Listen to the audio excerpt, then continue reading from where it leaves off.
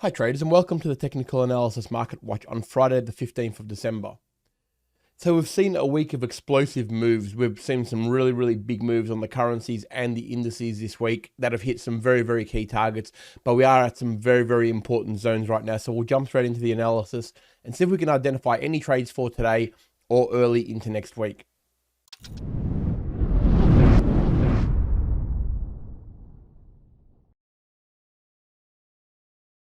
All right, so we'll start out here with the Aussie USD, and we can see that the support we had at the 20 moving average and that zone at around that sort of 65.50 to 65.70 zone has well and truly held and obviously blasted through and taken off to the next point of resistance, which is around that 66.80. It did get as high as 67.24 or 67, nearly 30 actually, but you can see that it's already starting to pull back a little bit in this at the end of this session. You can see really that at this point here, it's the mid zone of this channel. You can see that we've got a lot of tops right through here. So you can see all of these wicks. I'll pop a line there to make it a little bit clearer. You can see here that we've got a lot of support through there, all these wicks here being resistance. Okay, so no real surprise that we see it's a 20 zone, as we know, so those are important resistance and support zones anyway, but it's sold off quite a bit. We're down nearly 40 points off that exaggerated move, but you're going to see that in a few of the things that we're going to look at today. Down at probably the level we would have expected it to hit. The take profit was definitely here at around that sort of 66.80 to 70 zone anyway, right? Or 67-cent zone. That's where you really wanted to be taking profit on a move from here, because that's the easiest path of resistance. You can see that we've got a previous top that's already been there. But that said, it did overextend. They quite often do when they launch off. Guess what it effectively did from this level here.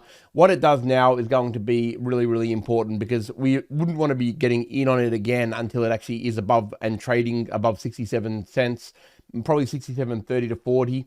A test of that from above would be ideal. That would give us the momentum shift that we need to continue on this trend. But I wouldn't be keen on just jumping in on the long, because we've already seen the move. We want to see a bit of a pullback now to give us a bit of consolidation.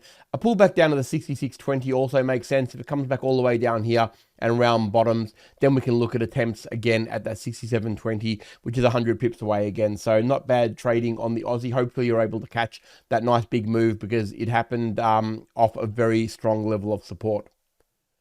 All right, over to the CAD, and it's effectively done what we needed to do as well. It rallied last week, found resistance at the 20 moving average and this resistance zone right through there. And then, of course, down it came after a series of indecision candles at that resistance. It basically went from 136 all the way down to 134, nearly flat. You can see here down the bottom. This is a very strong support zone as well. That's why I said at the start, a lot of these very important zones are getting hit now, and they were big moves to get there as well. So I would expect to see some consolidation at this level. I wouldn't imagine that it would continue to sell off without some sort of a response from this support here. We've got secondary support at 133.20. I mean, that is the next point of call for it. But I would have thought we'd probably see a little bit of support before it actually does that. I'm not convinced it's actually finished going short. It's just that I wouldn't probably expect that all in the one big move. But hopefully you're able to catch that. I thought it was a very obvious trade here at the reversal of this point when we saw resistance and a 20 moving average. Once it did start to sell off, it was a pretty easy trade to get into. And yeah, the 15-minute, the 1 hours, they gave us all the signs that we needed. The lower high, lower lows that we talk about all the time played really well there. So hopefully you're able to catch hold of that. But it is at a very important support zone at the moment. The next real support is down here at 133, sort of 30 and 20. So that's the next point to look after. But let's see if we can get some consolidation here. Maybe a bit of a pullback up to the 135 would make sense.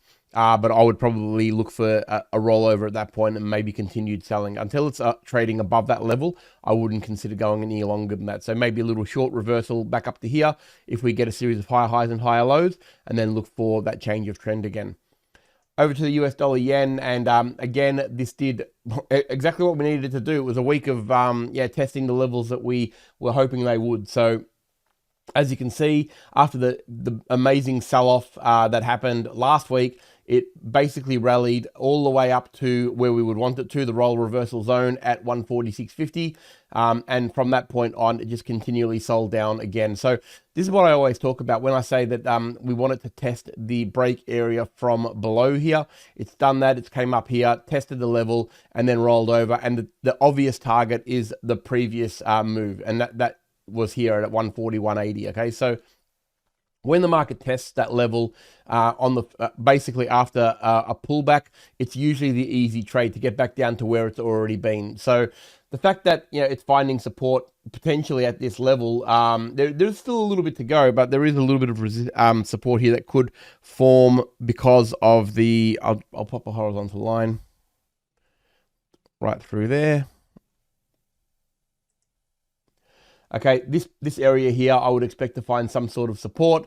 It's going to probably bounce off here, but the way that it's been falling, it's not going to surprise us in any way, shape, or form to find it back at 137. This is probably the main support level now, where I would be looking to find real support.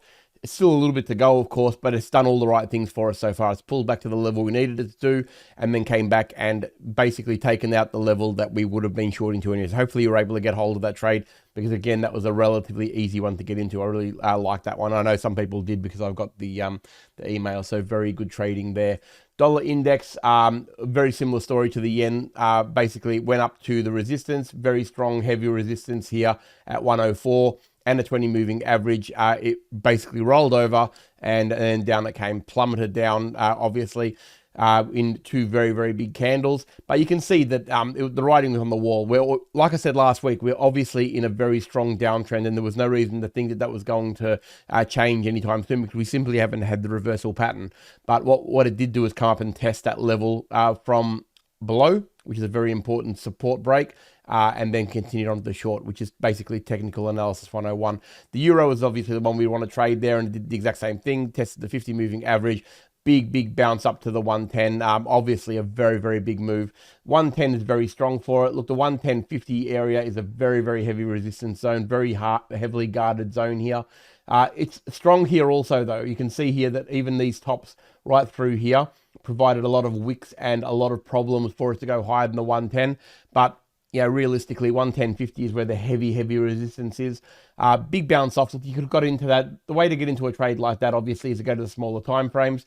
Once you've done that, you can see, let me just auto correct that. Once you get the series of higher highs and higher lows, you're off. Okay, that's basically what you're looking for there. If you're looking for scalping opportunities and going even smaller, same deal happens. All the things we talk about all the time. Wait for the pullback to the 20 moving average, and then you're in. 20 moving average, then you're in. Okay, so that's how you trade those big moves. Even though they look very, very big and difficult on a daily, they're not that hard to get into when you look at all the things that we normally look at. Okay, so pretty good trading on the euro. Hopefully you're able to catch that, because that was a very, very strong support zone, and all the indecision was leading the way to tell us that there's a really good chance it was going to find support at that point. So hopefully you were able to catch that move. Like I said, right here, right now, I'd be waiting for it to really either consolidate and if we do get a break above the 110, look for maybe a mini pullback to a 20 moving average on a 1 hour or something like that to potentially get it to the resistance. But be aware, there is very strong resistance at that level. And of course, if it rolls over and starts to form lower high and lower lows on the smaller time frame, look for maybe a pullback back to around that 108, maybe 60 to 80 area, which we know is our previous support. And then we'll go to the S&P 500. Look, it's been no different. It's had an extraordinarily big week. You can see it broke through that resistance right through there and had a big move all the way up to 4,700. We still are at the tail end of the US session at the moment, so the candle hasn't closed. It's trying to sell off. It did hit the, it went as high as 47.38 there. So really, it's been a pretty reasonable pullback already, 30 points of a pullback already, and trying to do a little bit more. You would think that it would probably find a little bit of resistance at this point here, and now look for a bit of a pullback. The ideal pullback will be around to that 4,600 though. I wouldn't be thinking it's going to sell off and go crazy. What we're looking for is some consolidation at a decent pullback zone, so we can actually get involved in potential longs up until Christmas. We know seasonally We do go strong towards the end of December as a rule. Most of the time, it's gone a little bit earlier this time. It has gone in the middle of December, which is a little bit earlier than it normally does. So whether that's a catalyst for a continued big move all the way to the end of the year, or whether it's just gone a little bit early and it's going to pull back and consolidate now, only time will tell us that, but we'll look for pullbacks at the moment down to around that 4,600. That would be ideal. We'll watch the next candles with a great deal of interest, because I'm not really interested in going long now until we get a bit of a reversal and a bit of a pullback to a key level, so then we can actually join in the trend from a decent level. So I hope you've had a great week's trading, team. I think the moves have been very, very good. All the ones that we talked about last week basically played out. So hopefully you're able to get involved in some, if not all. But just be careful now that we are at very, very important zones that have been hit. So a correction could happen if we're not vigilant. If you have taken the longs or the shorts in the right direction, just beware that, we are at very, very important zones. So you don't want to give too much back if it does reverse. Thanks very much and have a great weekend. I'll see you next week.